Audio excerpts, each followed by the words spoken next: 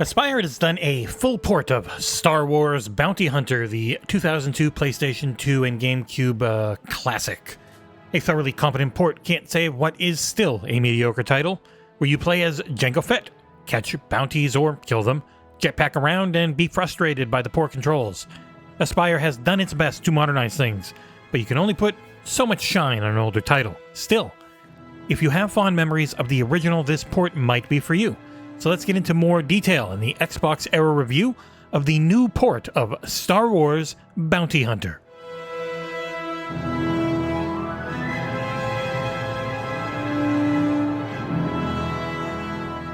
The game begins about 10 years before the Attack of the Clones movie, a title it shares a similar amount of quality.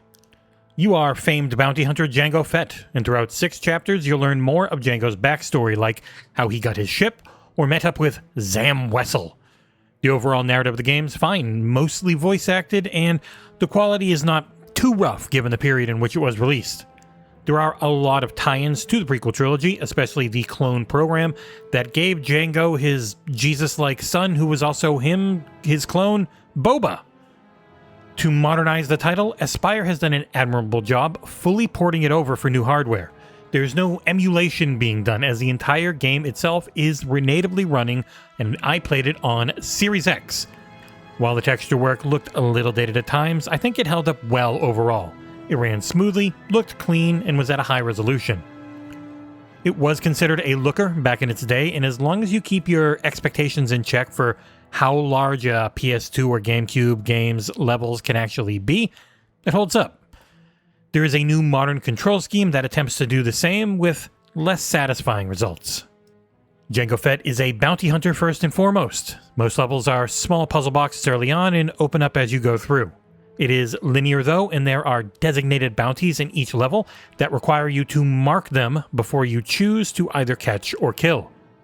Alongside the bounties are a feather collectible thingy which you can find in each level. Outside of that, you'll mostly be running forward, shooting your twin pistols, and trying to figure out where the hell you're supposed to go.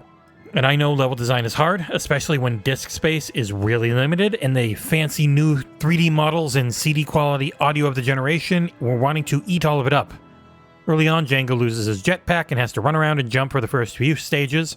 It never feels great, even with the new control system built around modern dual joystick controllers. Aiming feels loose, and I ended up relying on Jango's decent auto-aim as I hip-fired. You'll gain your jetpack quickly, though it doesn't have that much fuel, especially early on. You have an assortment of tools and extra weaponry. The most useful one for bounties is the tool to tie up your target. Changing through your items is a bit of a slog, as the game has completely slowed down as you menu through each item. It's a UI that was built for a 480p resolution device, so everything is large and requires you to remember which icon is on the fly, as they could only fit so much text on the screen back then. I never found the combat or traversal to be really fun. Flying feels like a chore, way too much, with you unable to gain any altitude unless you choose to just hover in place and fly straight up and not move the sticks at all. While I do not think the game translates that well to modern devices, I cannot fault Aspire for the job they did on the port. Graphically, it looks about as good as you can hope for given the original's release date. Choosing to bring it all over as a native port instead of through emulation has helped keep the image quality and frame rate as clear and high as possible on series consoles. The voice acting in the game's kinda mediocre, but like the graphics, it's clear sounding, at least. Star Wars also has always been known for its incredible music, and you get all of that famous fanfare here. Bug-wise, I had no major issues in my time playing. The port feels rock solid, never having anything that I ran into kind of at all. I just wish I found it more fun to play. But it's launching at $20, so it's not the worst remaster price point. A playthrough should take you roughly 7 or so hours, and longer if you feel compelled to find every secret item and bounty.